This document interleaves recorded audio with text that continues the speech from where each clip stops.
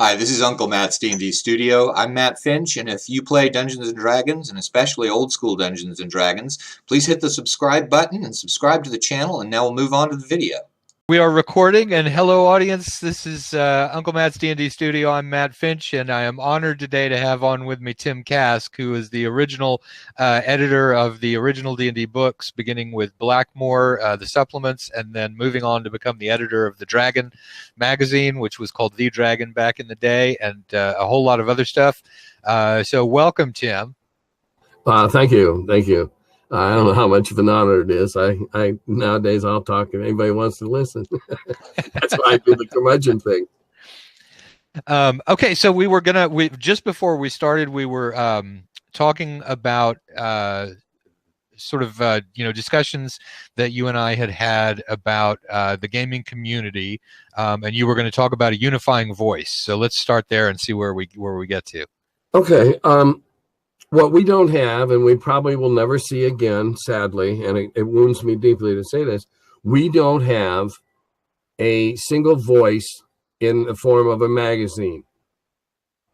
We'll probably never see a print magazine that we can get in the mail, open up, and smell the ink and paper, as we used to do every month when it came. That model seems to be dead. At Gygax Magazine was the most recent effort.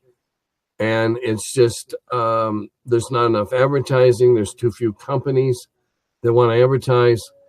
And the production costs are such that without the advertising, it's a real tough nut to break when you're scraping by on subscriptions and minimal ads. The magazine followed in the tradition of two predecessors. Dragon, of course, is the example. And when I left there, I did a magazine called Adventure Gaming that I've since been told many years later that was very highly thought of. And the two things that those two magazines had in common with Gygax is we tried always, it was my influence, to cover the whole field. I don't believe that people only play one kind of game.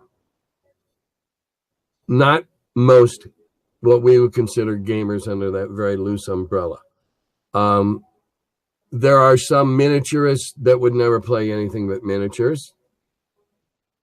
Okay, and there are some role players that would never dream of playing anything but role playing.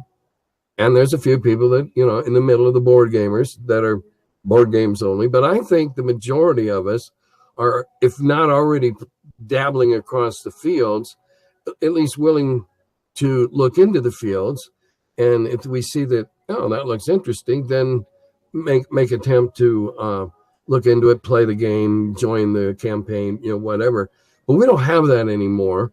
We don't have anything online that is trusted to be fair and impartial, which I think certainly before Dragon became a house organ, it was trusted to be talking about everybody with no animus, no axe to grind. My magazine and Gygax Magazine never had any animus, never had any axes to grind. In fact, no magazine that I was ever connected with ever wasted a column inch on, don't buy that game, it sucks. Never did that. There was too many good things to tell people about. There's no central source of information. What people need to do is support their local cons for a number of good reasons. Number one, you'd be surprised how many people that you've seen in the mall or whatever you see at the con. Oh, what do you play? Boom, instant connection. I use a particular convention to learn new board games. Total Confusion out in the Boston area. It's been going 30, I think it's this year, 36th year. They have a very segmented, in terms of organization, convention in that they have a very well organized miniatures program or structure. They have a very well organized board game structure. They have a very well organized RPG structure. They have a whole children's program of kids you can basically come have them babysit your kids for a few hours and play games. And I go to that con because I'm there. I was actually to run RPGs. Tim, let me interrupt you for a second on two things. First, if I could get you to shift your camera just a little bit so that you're more centered in your screen. Oh, then you're going to see out into my. but in terms of production values, I guess I could. I've always been a little low on production values. I've been low on production values and high on content. So, well, but now I look at you. Did you know your beard's kind of white? You're going gray down there on the chin. Oh, it's actually when I went through chemotherapy last year, my beard started to darken back up. I had it a lot more silver, and I started growing hair on my head that didn't used to be there, and it all came in black. Huh. So chemotherapy does weird things to you besides kill the cancer, you hope. I'll take the weird hat. And I wear a hat when I do these things because I have overhead lighting and my head shines. So that's the way I do my curmudgeons too. And I have just enough of a brim that it doesn't bother my eyes. Yeah. So, it works out in good. structure, they have a segment for board games. The tables are well set up. There's always enough chairs at the right tables. They've been doing it for 36 years. Role playing, whole rooms, because these guys take over like a whole Holiday Inn for the weekend, a whole resort type building.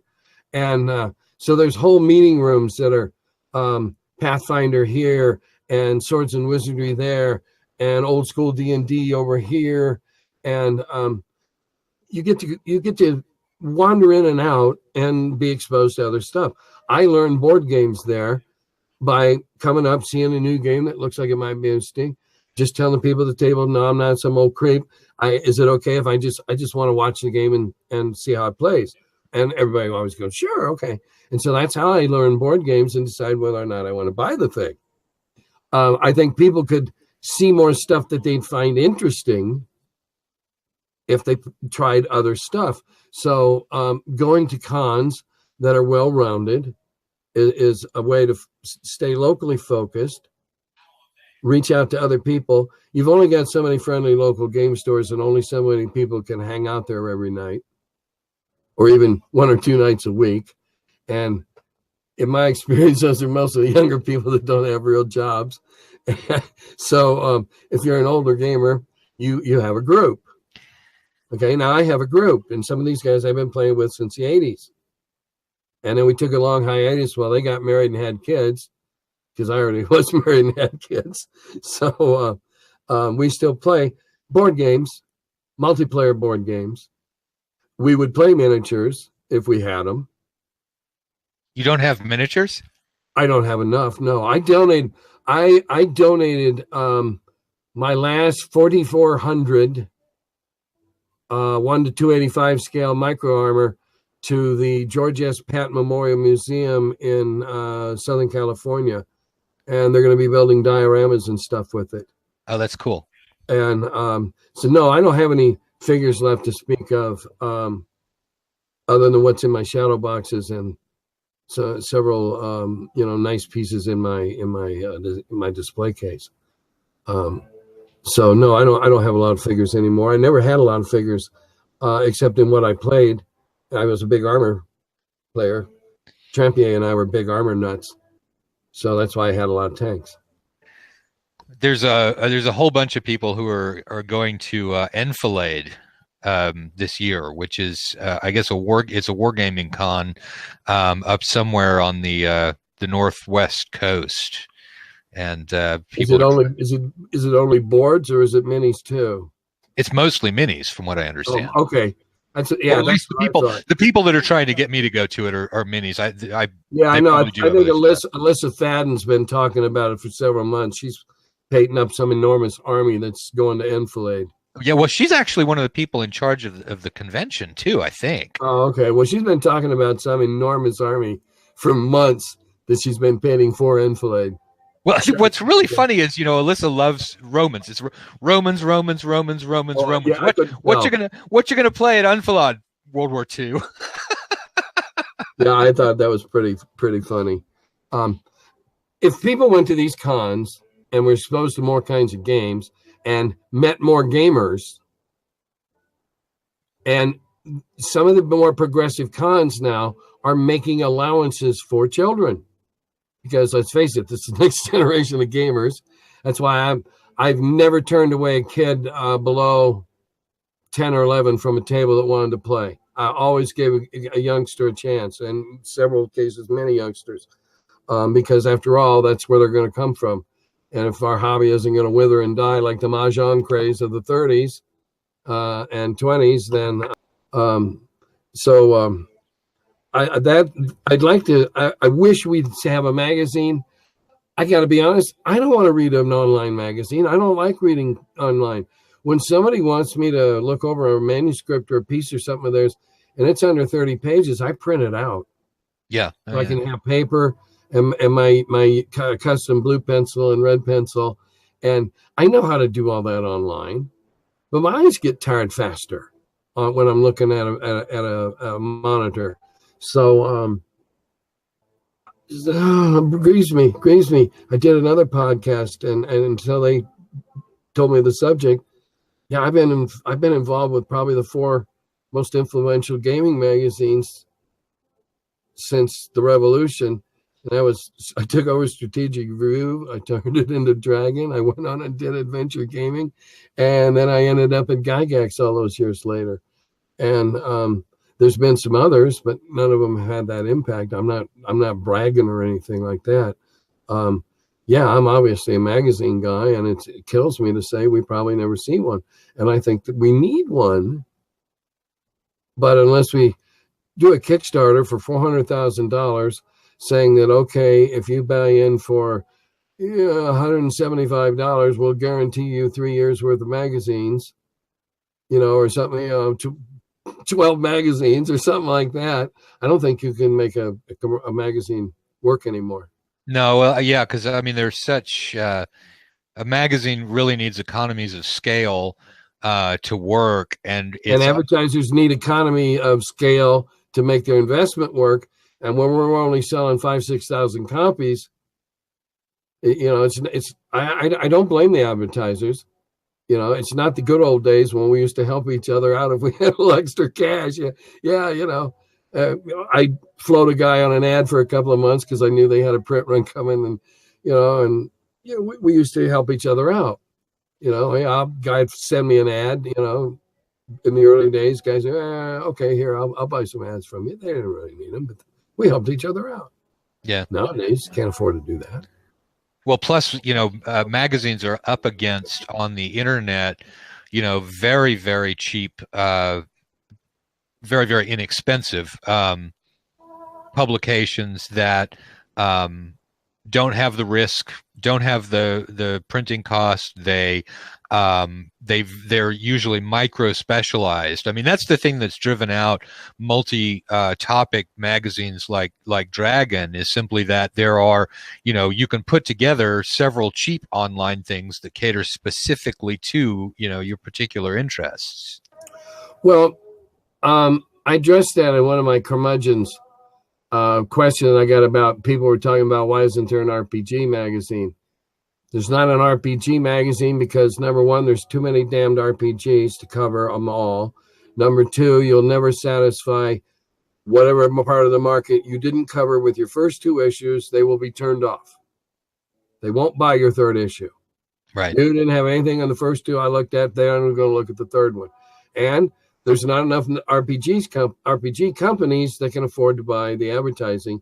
You would need to charge to print anything that's slick, even a 36 pager or a 32 pager. Yeah. So what you're proposing then is that the conventions are, they may be second best to a magazine, but that the conventions can replace the magazine in terms of what the goal is to some degree.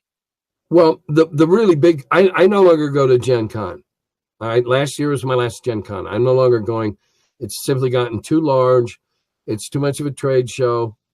I worked my butt off, put in several, quite a few years at the auction, and I'm proud of the work that we did there. But I got knocked down a couple of times in the crowd. Last year at Gen Con, I was on a scooter, and it was like I didn't exist. just too damn busy, and I didn't play games. I go to 4 cons a year and play games. Not only do I run games, but I play games. And that's what I want to do. I want to play games. I enjoy running games, particularly for old friends that you see at the same con year in year. And I have a solution for that. I finally figured out a way. I no longer have to write new adventures. It's an idea I got from Frank. All right, everyone's going to listen to this one. What is the solution to not having to write the new adventures? Well, you got number one, and this is not hubris. You got to be a very good, comfortable, fly by the seat of your pants DM. That means experience, and it means probably not playing a lot of the later editions or being married to them. I can bring a bunch of pre-gens. They're what I call my pukes, my hirelings.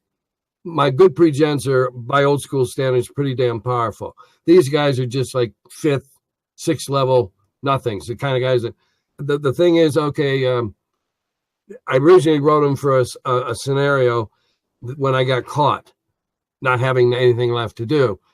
And because I went to a con once and realized that I didn't have enough adventures because there were people that had, when I got to Sunday, everybody, with the group that signed up, somebody played in every goddamn thing I brought. So I'm screwed. So I had to make one up on the spot, and I did. And I watched Frank do this a couple of times. I hand out these, they take these little medium level, nothing big, nothing terrible. And I give everybody an index card, and they write 2 things on the index card. 2 things, 2 nouns, 2 nouns. And give me back the index card, give me 5 minutes, and off we go on the adventure. And I will work at least one thing off every card into the adventure as it unfolds. And I will probably twist it way farther than you thought I was going to do with it. And I've done it 3 times. I watched Frank do it for 40 minutes or an hour at a time twice. And I've run it 3 times now and had great fun with it. There was one where, I ran one here in Cincinnati, 6 people. One of them was a lady. They were all 30s.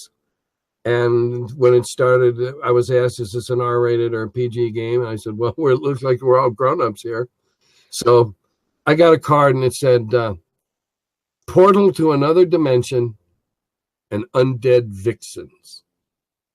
I go, oh, okay, somebody's trying to get me to go grown-up, right? So they found along the way, they found their portal, they stepped through, and they were immediately attacked by a horde of undead foxes. Yep. Vixens. I was waiting so for they're that. Making all these saving throws from rabies and vampirism and shit. And I realized at that point that it was the lady that wrote it down, because the look she gave me would have shriveled fresh grapefruit when I twisted hers around. Another one, the card had a pickle and a red dragon. See, now the thing is, it's a railroad of the worst kind.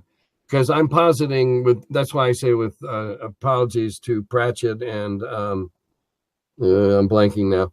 It's a big disc you're in, sort of like a Metamorphosis Alpha, and so you just keep walking forward as the adventure unfolds. And so high up on this peak of this mountain, they saw a giant pickle bigger than the Oscar Mayer Wienermobile. Because I'll occasionally do metagaming to give size dimensions and get a laugh. And around it, they saw a red dragon flying. Oh, Jesus, must move. And so they kept getting closer and closer, and the pickle kept getting bigger and bigger, and the dragon wasn't. And they finally figured out when they got close enough that it really was a whopping big pickle, and the dragon only had about 11-foot wingspan. So they figured out a way to dispatch the dragon. And see, somebody had to find a key in every event, because that's how they got out at the end. And I have these little cheapy wooden keys that they prize. If they were bigger, they'd have me sign them. And so one of the guys goes, they're befuddled. They can't find the key. The guy goes, well, I'm going to run up and lick the pickle. Well, I sure as hell didn't see that one coming. I said, well, by God, oh, your hit points are carried. You feel fine. Another guy runs up. Well, I'm going to lick the pickle. So he runs up and licks the pickle. I said, half your hit points are carried and you feel fine. So the lady in the group runs up, gives me this leering grin. I'm going to lick the pickle. And I told her, I'm sorry, darling, you're going to have to come back in an hour or so. It seems the pickles temporarily lost some of its potency. The table erupted, just erupted. Everybody around us was wondering, what are they doing to have so much fun like that? And the other ones I've done have been just as wacky. Obelisk and owlbears. That was a card I got. So there was an obelisk off in the distance with owlbears dancing around it, like that scene out of Blazing Saddles with the clan dancing in the, or what is that thing? The clan dancing in that choreographed thing, and anyway, and then they keep walking and walking, and doesn't seem like they're getting any closer till they realize it's a miniature obelisk, and the owlbears are only 6 inches tall.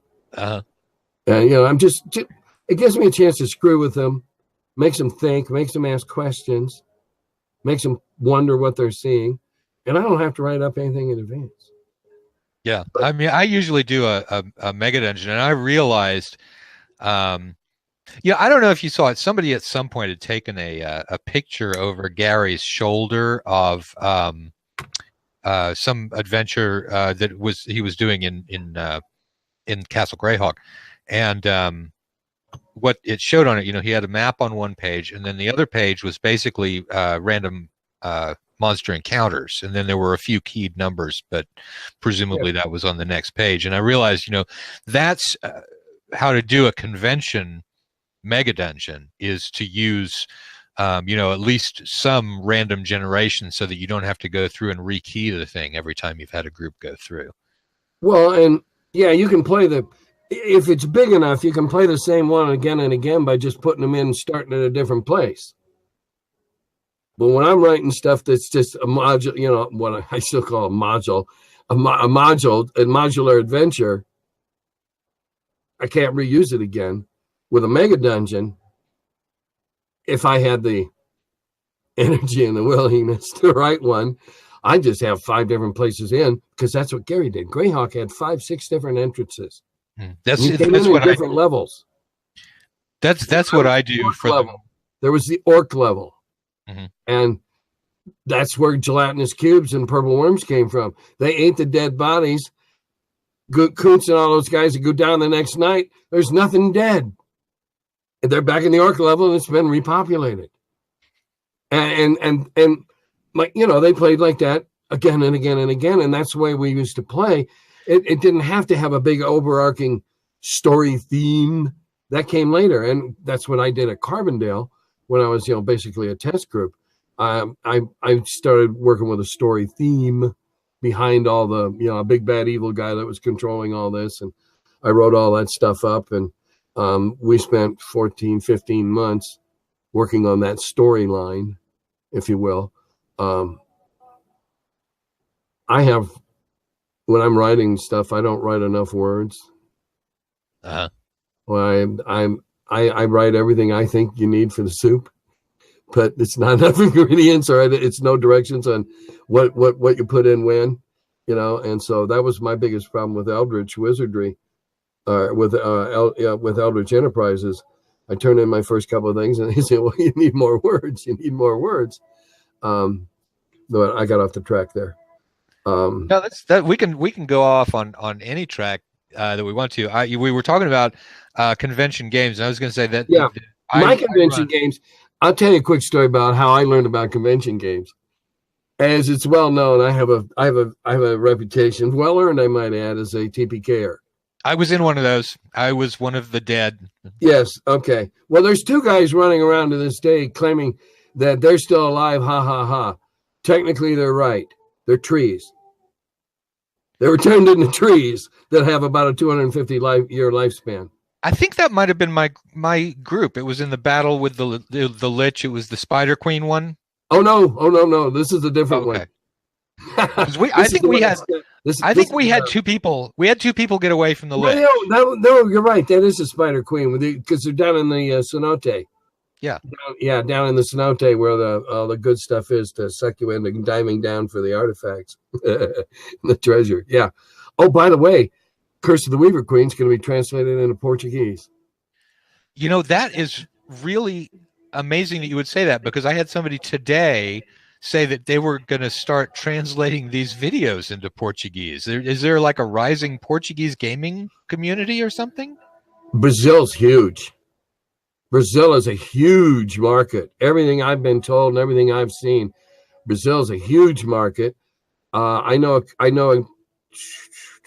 two companies I know of have contracts with Spanish printers who are then doing Portuguese translations and selling them across the border in Portugal and shipping them to Brazil.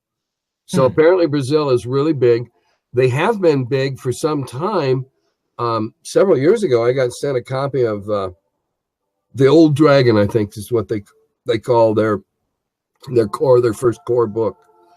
And of course, it was in Portuguese, and it's dedicated. I got a dedication in English in the front, and I can't read the book, and for being the inspiration, et cetera, yeah, blah, blah, blah. And very, very nice. And they sent me, I have this really neat shirt that on the back is imprinted the RPG Association of Brazil. And the shirt is like a dungeon crawl all the way down. You go down, and there's this when you get around that corner, and here's that, and the treasure's down at the bottom. It's a really neat shirt. You know what? Instead of us going to conventions in Wisconsin, you and I need to look into what it takes to get invited to Brazil. Well, yeah, if we could speak the language, we'd be home free. I'm already thinking that if my book does get translated into Portuguese and they have a big kickoff, maybe they'll invite me down for the release. And because if this one works, I got a couple others that we've already talked about. If they want to translate them, I'm fine. I don't care if I make $50 or more. I don't care. Really, it's fine. I'm glad to share my ideas of gaming with a whole new culture of gamers in Brazil and Portugal. Sure. I'm tickled. It's no, I'm not TSR where I'm going to start printing foreign language editions. Yeah, no, that's we looked into that at Eldridge Enterprises, and that's just prohibitively expensive, the translations, and oh my goodness, even and you can't really rely on hobbyists because you don't know if they really know what they're talking about. Looks good to you. You can't read it, so you got to take their word for it. Hope it doesn't have some horrible mistake in it. But I think local cons, we have two local cons here. One's in the spring, and I don't like where it's located, and I'm not really happy with the guy that runs it. But I do show up at it. I've run games in the past, but I don't anymore. But I do show up and say hi to all the people that come and all that stuff. And then there's another one in the fall that's run by some people that run one here, and they run one down in Lexington, Kentucky. And they invited me, and that's where I decided to test this first of these card, the new style D&D adventure. And it was about, I think they got about 600, 650 people, which is a good beginning. The other con gets about 1,100, I think. The sad part is that when I moved here in 81, I got involved with the local con. We were drawing 4,000. We had major publishers coming in and selling at our con. Nafi came and ran a huge tournament of his Ace of Aces. The book thing where you fly biplanes against each other with the What year is this? What year are we talking about now? What year? 82 or 83? Okay, well that's in the golden age there. Well, but I mean, here in Cincinnati, we could draw 4,000. Hey, we weren't all that well organized. Part of why we got guys like Nafi and Avalon Hill to come is my connections in the industry, and that helped us get bigger. Having them come helped us get bigger, and so then the Young Turks were agitating for more control. So myself and a couple of the guys that I still game with to this day said, okay, Young Turks, take it over. And in 3 years, they ran it into the crapper. And then it was non-existent for 15. And then it got slowly revived, and maybe it'll come back, but it's in the wrong location. It's not even in the same county. You're talking about the one that's larger with the 1100. Yeah, the larger one of the two. Yeah, but you know, those bad cons. There's no such thing as a bad con, in that it's a chance that you're going to meet local gamers. Now, local may have a different definition.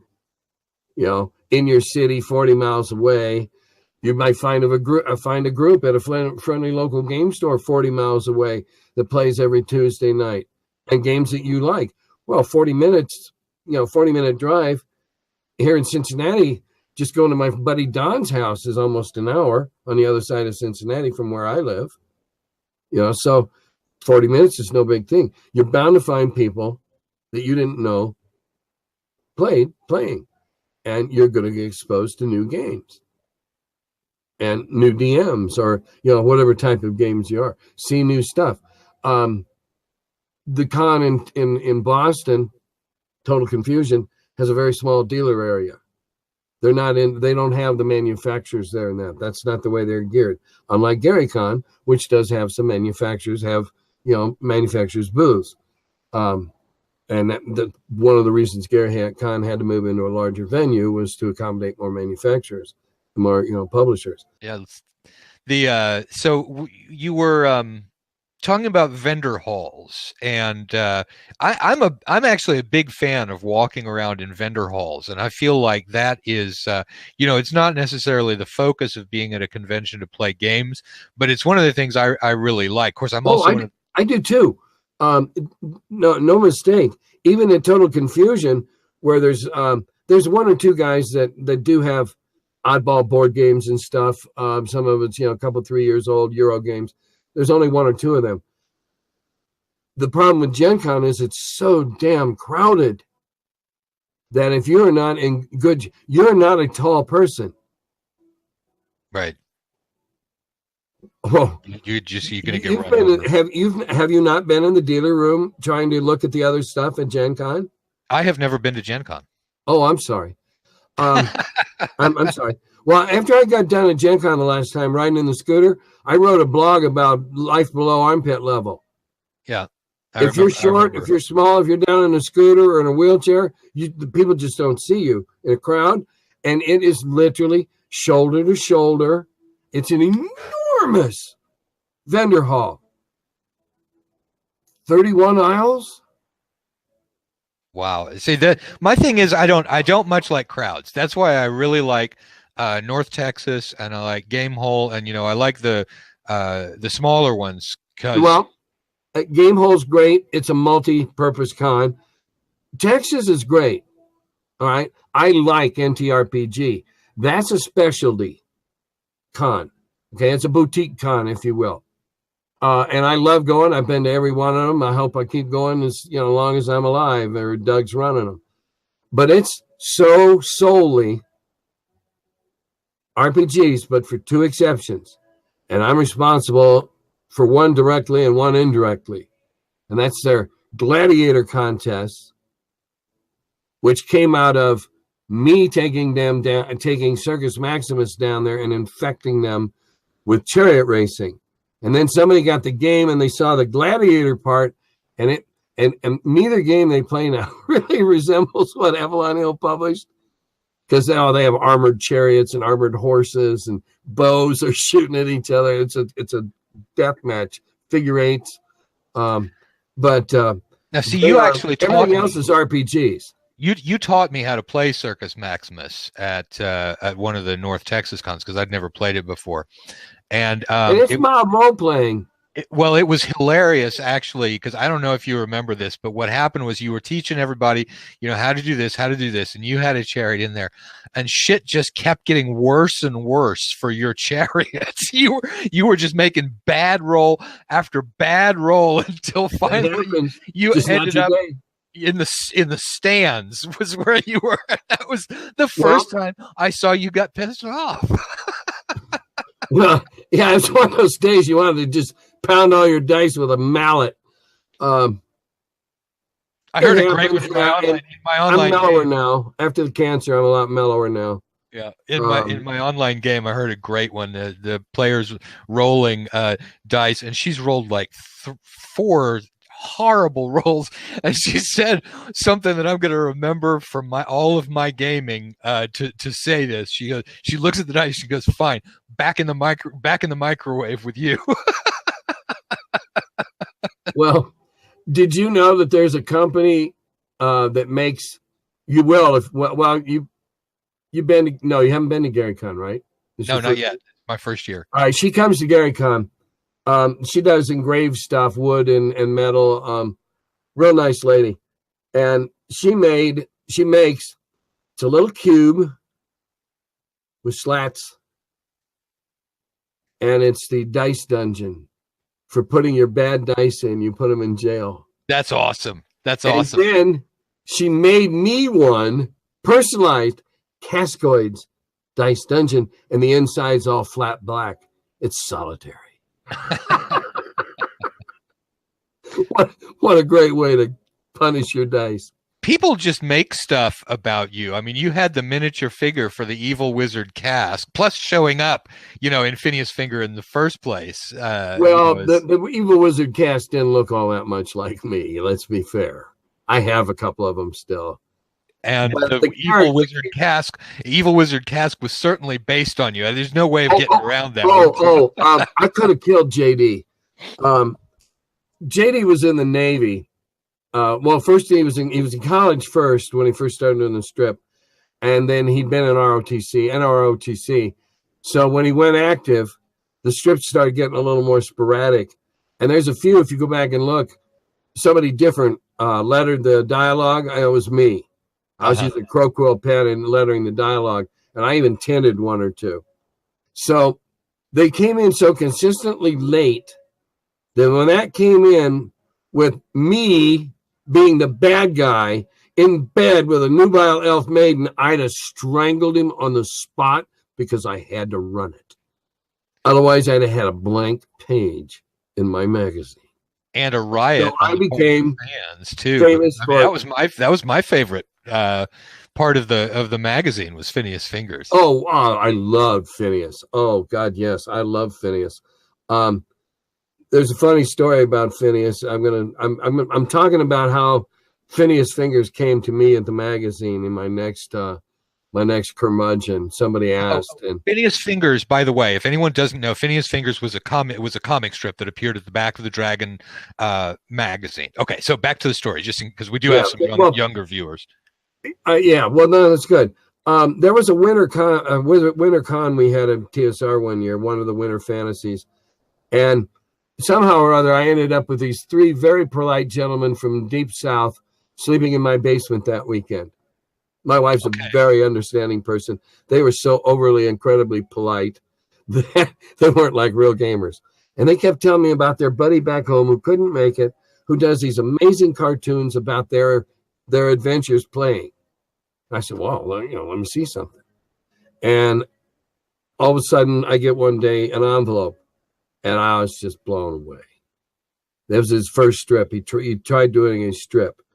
And he tied in all the stuff about the Hobbit Guild and all that. That was all part of the games that they were playing, and then he cartooned it. And, the strip was brilliant. I just wish that he didn't have me in bed with a new I didn't mind being the evil wizard Kask at all. But, and it had a boobie showing. And we'd already had the issue with Eldritch Wizardry having the naked lady on the slab that didn't have any aurora or nipples being sinful and horrible, but it had to go, and it went, and it was funny, and that's wonderful. It's history now. I'm the evil wizard Kask. Yeah, that's fine. It's fine. I'm the evil DM Kask. I was started on TPKs at cons, and what I learned when I started going to cons. Back around 06, I guess, 07, I was killing people right off the bat because they were doing stupid shit and they were dying. And Frank came to me and said, they paid money to hear in your game. They ought to at least feel they got something for their money. I said, okay, I can understand that. That's fair. This is a different situation. So that's when I cranked out my old universal antidotes. It'll fix anything. I've even glued two halves of a person back together with the universal antidote. So a party of 8 or 9 gets maybe 5 of those. So 5 guys that get guys. I keep saying guys. 5 PCs. You know, Tim, players, whoever they might be. People don't have a problem. 5 to do something stupid, get to keep playing. So now the parties last at least 45 minutes to an hour because all the ones that have already died are still there. So I do. And now that word, and this is nothing I'm releasing here tonight, it's secret. I found out the last 2 years that word has gotten out. You don't have to worry about Tim's game until about 45 minutes or an hour. It's usually after the first smoke break. And they come back and they sit down, and invariably somebody at the table goes, "Is this when we start dying, Tim?" I go, "I don't know. We'll see how it goes." It's kind of up to you, isn't it? You know. Yes, it is. I don't kill players. I simply give them many opportunities to do stupid things and kill themselves. You just got to think outside the box. I remember, you know, again in the game, you know, before you managed to kill me with the Lich, for which you're a bastard. But it's all right. I don't care. That was the one where you put the head on the skull on the skeleton, and the Lich came out of the mausoleum. We turned it. We turned the head. Our group. But the thing was when we got to the thing that was asking to feed it chicken, and I was like, "Oh, yeah, that was an homage to Jim Henson and the early Saturday Night Live." Yeah, and I was like, how, you know, let me try feeding it a dead cat, and you're like, "You have a dead cat on your character sheet?" I'm like, "Yeah, I got a dead cat. Let me see it." Yep, you got a dead cat on your character sheet. You know, there's a lot of ways to use a dead cat in a dungeon. Well, I had a guy once write on his character sheet that he had a bag of 30 mice. Frank brings in 3 mice. He had a bag of 30 mice. He used those mice setting off traps, you know, dispelling illusions. I'll never allow a bag of 30 mice in my game again, ever. Because God knows if he'd had a ring of animal control, he'd have had a little army. Yeah, absolutely. Then we've been doing another one of my adventures where everybody gets turned to mice. That was Gillian Webb did something like that, or maybe it was Johnny. I can't remember because Johnny was a druid. But yeah, using animals to scout, using speak with animals. It must have been Johnny. He's the druid. Well, and that speak with, that's a spell with a limited duration, and that I can deal with that. You never want to give anybody a ring of mammal control or animal control and have them think of that. Because now they don't have to burn anything. They can just take out the mouse and say, "Mouse, go down and go that way." And it goes down and it goes that way.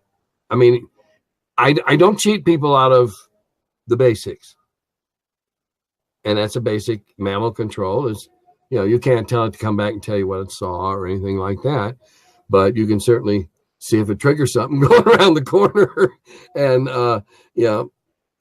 so I will allow for the fact that certain beasts might react to a snack coming in the room. You know, so yeah, the guy got me. No more bags of 30 mice. Yeah, no, it's and nobody ever takes to bringing chicken. Everyone. No, well, you know, it was so close. You know, it could have been. Well, somebody wants to create food, and they create and they rules lord me goes, "Well, a chicken on the hoof is food, right?" Yeah, okay. So he conjured 2 live chickens that were reeling around and almost dead, but the guy ate them and it was all good. So he rules lord me, and he did it in a fun way, and the table was enjoying it. And so when those things happen, I go along with the table. If they're having fun, I'm not going to be a dick about it. Tell them, no, you can't do that. Because I'd much rather have them twist and turn what I did in the spirit and have fun doing it than I hate writing a script. I'd much rather write a big sandbox. First time I wrote something for Doug. Talk about overwriting. I wrote Onto the Devil's Skillet. We figured out later at Eldridge that I could have gotten 3 modules out of that. 3 different modules out of that, and I wrote it for one adventure at Texas. Oddly enough, we didn't play very much. One of the things that you see, I mean, nowadays, stuff that's commercially produced tends to have a way higher word count. One of the reviews that I got, I wrote a book called Cyclopean Deeps, which you probably haven't seen. I'll bring you a copy of North Texas, but it was a sandbox. It was at GaryCon, right? Yes, I will, but GaryCon I have to fly there for Texas. Oh yeah, luggage. Gotcha. I drive to GaryCon. I understand. Yeah, no, but I drive to Texas, so that I'll yeah. My son lives in Dallas. I have a son that lives in Dallas. Ah. Yeah, I get to see him every year for a day or two. And in years past, my wife's gone down with me, and she spends a con with them at their place, and I'm over doing my thing. There you go. I'm doing something new this year. I'm infecting all 4 cons with a new game. New game coming? A different game that no con plays. It's so obscure, I've never seen it. I used my group as guinea pigs one night. I figured I'd just run one to get the mechanics down. We played it all night. Are you going to tell us what it is, or are you just going to keep that your secret? Dirt Track Saturday Night. Say again. Dirt Track Saturday Night. It's racing in the mud on a dirt track. I found this one night, late at night, clicking links. Probably started out on Board Game Geek, right? And I'm clicking links.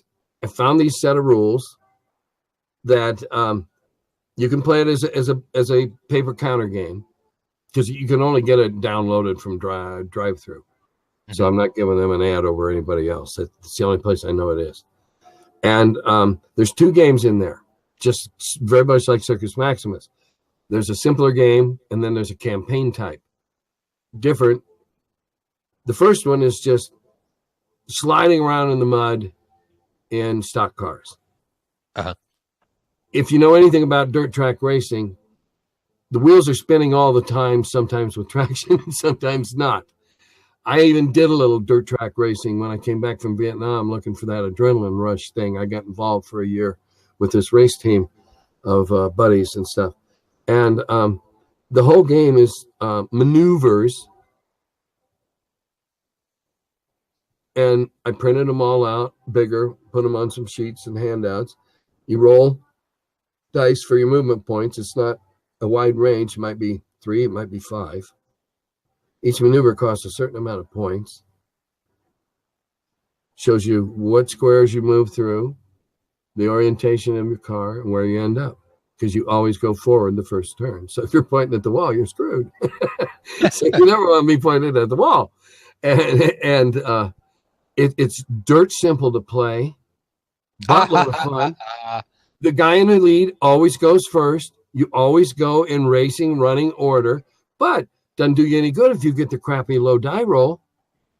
You can bump guys out of position, take their spot, push them out of a row, put them back a row. Very, very much like Saturday night dirt track racing. That's the simple one. And I have a custom map that I had Darlene tint for me. Oh, cool. And I got to be able to roll it up and take it with. It's 35 by 48. And I can put it in a tube and carry it with when I fly. The second version is a campaign with winged sprint cars. The wings, you've seen those, the World of Outlaws, those little short, they have a 700 horsepower Offenhauser in a car that's about 6 feet long.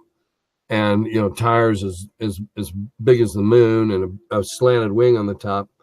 Well, in this one, you can adjust the wing, you can adjust the camber, you can choose your tread patterns, all in the anticipation of having the right setup for the feature race. Because the ruts will form during the courses of the previous races, the heats and that, ruts will form. And so you want to have or they won't. So if you're ready for ruts and there aren't any ruts, you're going to be at a disadvantage. It's all this thinking, and then you do it on a series of races over a campaign. And are you going to get them to do that? You said North Texas you're bringing it to, or Gary? All of them. All 4 I'm going to. And I had a big map printed. I use Matchbox racers for counters. right? So it's very visual. It's a lot of fun. And I predict that within a year or two, I'll have as many people at cons playing it as Chariots. Sure, and they'll have and what you can immediately add to that is armored cars and bows and Yeah, Texas will. Texas will. Yeah. No, yeah, Bad Mike will be all over that. Yeah. But no, I'm running I'm calling it the Wheel of Blame. That's the game I'm running that always changes. And I'm running it, and I'm running Dirt Track. That's why I had the tube made, so I could take it with. I had a roll-up made, expensive as hell, but that'll be worth it. It'll be fun. Now all I got to do is worry about, wrapping my cars up in bubble wrap and putting them in my bag. Matchbox cars? Hmm? Matchbox cars, you could probably, well, I guess, yeah, you'd have trouble getting them through security if you, I was going to say. Well, I'll just wrap them up and put them in my carry-on. They're just cars. You can set those, you could shoot, BBs and firecrackers at Matchbox cars, and they're indestructible. Yeah. So I'll just wrap them up in some bubble wrap and bring them up. I don't want to chip the paint off. That right now, they look good. Okay. And there's not that many of this class of car. I have 8 different numbered cars. I'm trying to find more different numbered cars because gamers are not anybody you can give 2 number 10s to, because they'll never remember which one was theirs. Sure, right. They just won't. If you ever race Chariots at GaryCon late on Saturday night, they sometimes, hey, yeah, you are playing in this game. Well, and sometimes beer is involved as well. Yeah, I wasn't gonna just say that outright. Probably call Spotted Cow. I know I always have a few spotted cows when I go up to Wisconsin. Yeah, and it's, if there are 2 number 10 cars out there and it's 1 a.m, yeah, you're could screwed. be a problem. Yeah, but I'm also gonna take a photo and print show all 8 cars and tell anybody that can find one with a different number, they can come race. That's cool. And then I'll find out if there's other cars with different numbers, because they have to be Matchbox, because they have to be the same consistent style. They can't be Hot Wheels. Hot Wheels didn't do them in the same size. Their similar class of cars are all noticeably smaller. Matchbox is much more. They do pay more attention to scale between their own product. So they're it's all I can use is Matchbox. I got 8, and 8's fun, but if I had 8 or 10 that knew the game, it would go just as fast. It's pretty quick. Who's next? You can see who's next. No color pulling colors or anything like that. You're in the lead, you stay in the lead until somebody passes you.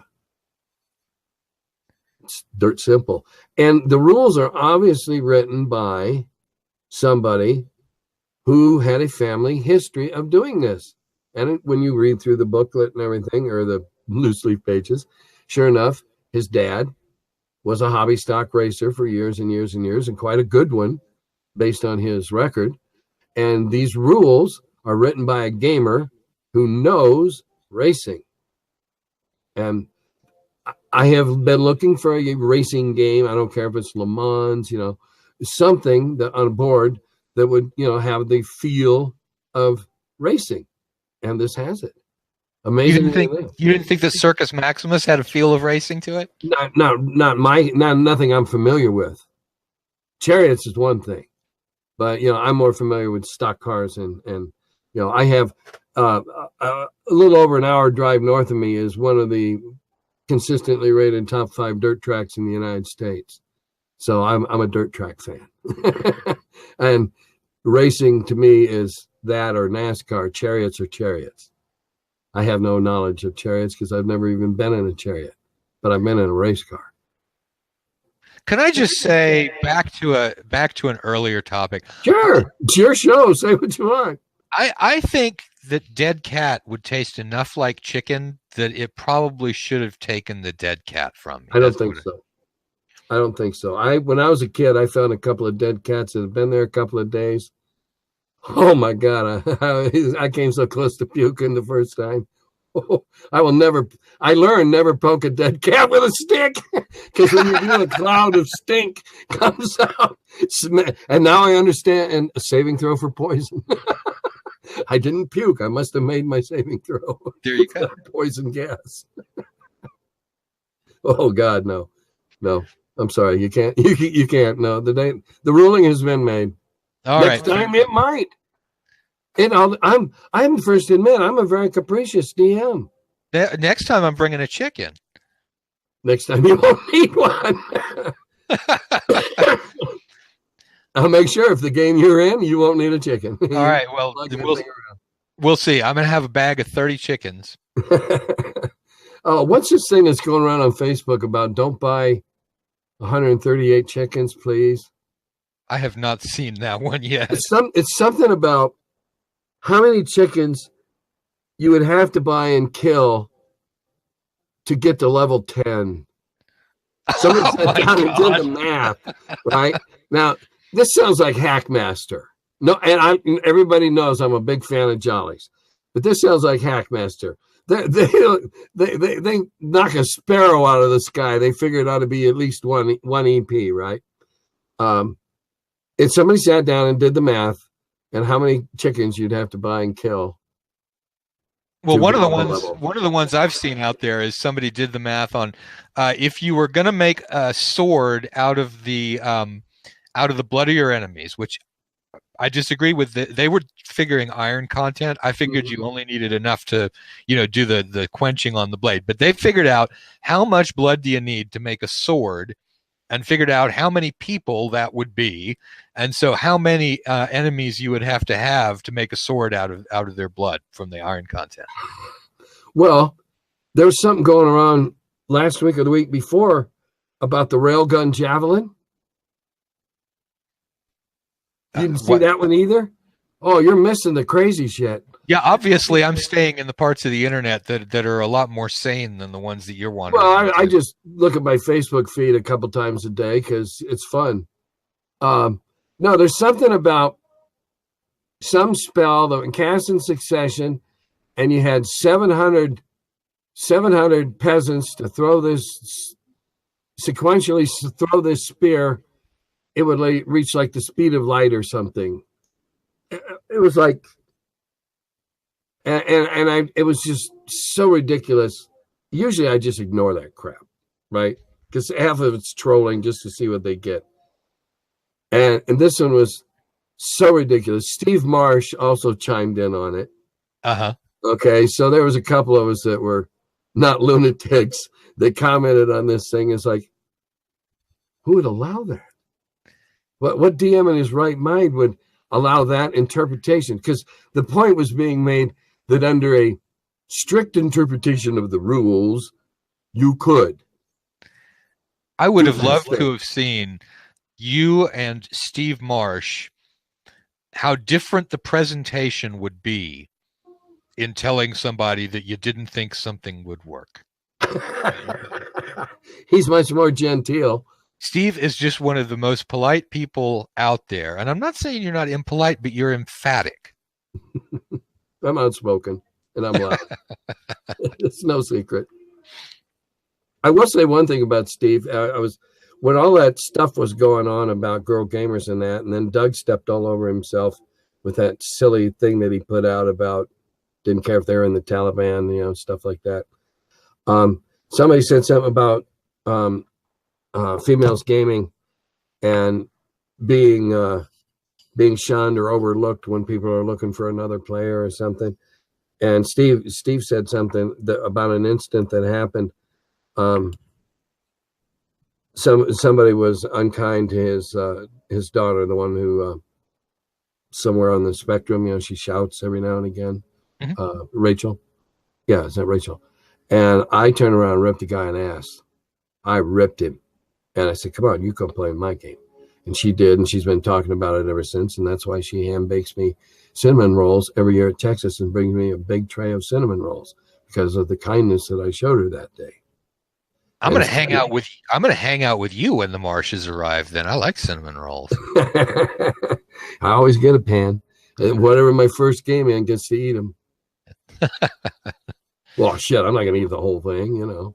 Even on pie, even the pie game, and oh, see, there's a thing at GaryCon you don't know about. I have a pie game every year. Okay, you have my attention.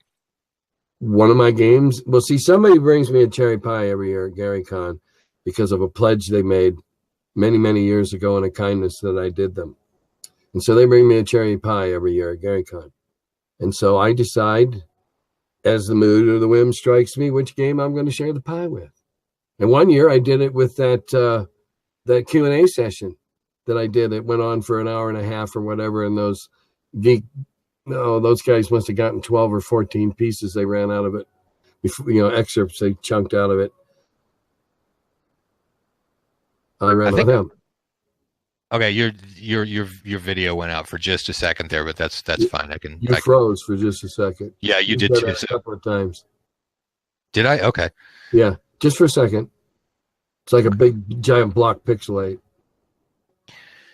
Okay, well, Tim, let's go ahead. We're hitting a time zone where it's probably good to go ahead and call this off.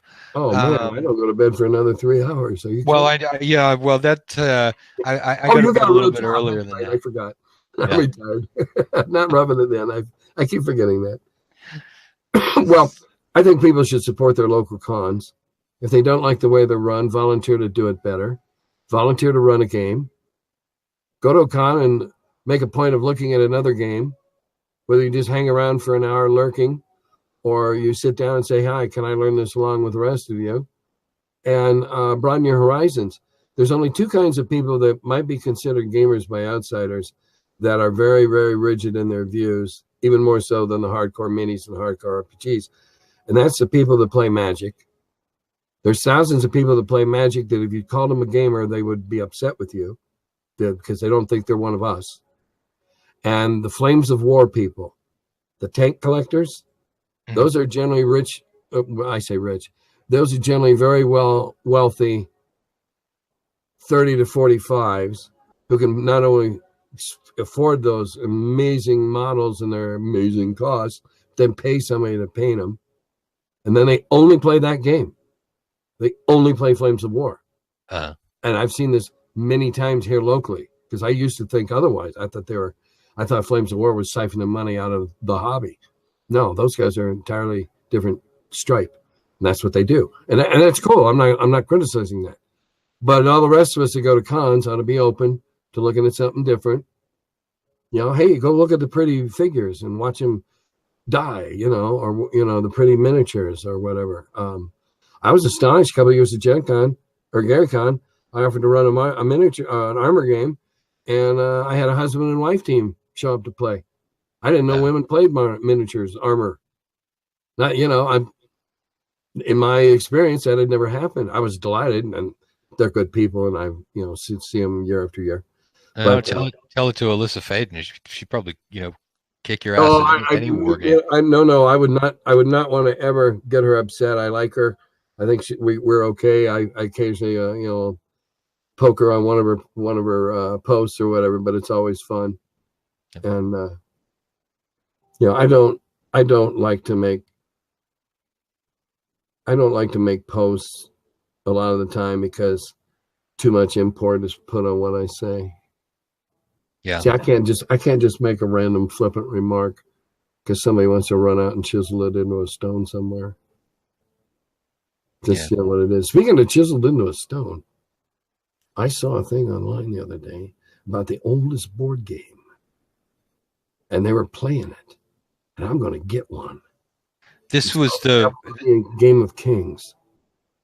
Yeah, this is the Egyptian one? No, Babylonian. This one's 5,000 years old. They found the board in Ur. The guy that was showing us how to play is some professor that's studied the game for 30 years, and they found the rule book. That's awesome, because that was the problem with the Egyptian one, was that they had the board, but they didn't know what the rules were. A cuneiform tablet about this big that had the rules on it. And so now they can play. And it's a precursor of backgammon. There's roll again spaces, there's a safe space, and you race around the board to get off. That sounds to me like it may have been the cuneiform tablet may have been the second edition of that game, and I really preferred the first. Well, I don't think you're going to find a first edition to get into an argument on that. The edition wars for the Sumerian Game of Kings or the Babylonian Game of Kings, whatever. I would bet you any amount of money that you want that there were edition wars about the Babylonian Game of Kings. Well, I'm sure there were rules arguments. Two guys sat down at a tavern somewhere. There was a game board out in the, hey, you want to play? Sure.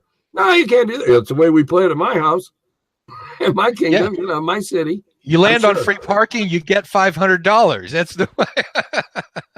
Yeah, who plays Monopoly normally? There's something about cons. The bad thing about cons, don't pay too much attention to the way games are played in tournaments, especially board games. Especially board games. Every game, every convention I've ever gone to and seen Ticket to Ride, whatever variation they're playing, they play a distorted version of the game that you and I would play at home. They immediately get all the tickets out of the game because the first edition, they don't go back in. Then they take all the train cards. Before anybody builds anything, all the cards are gone. I've seen that happen again and again and again. Interesting. Weird. Yeah, it's really strange. Really strange. That's a real distortion of the game. Now, for tournament play, it's very effective. I've seen it work. But if you're learning a game, don't pay attention to the way they play it in a tournament. That would be my advice to you, the viewers. And on that unless you want to win, in which case you get all the cards first. You better know the game. You better know why you're doing that.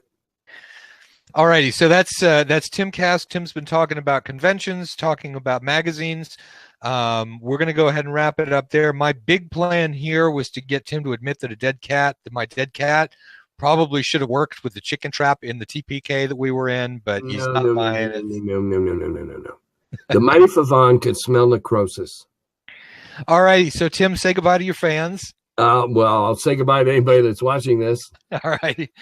And whatever, all right, say to everybody my sign-off line, no matter what type of deity it is that you play, imagine the hell out of it. There you go.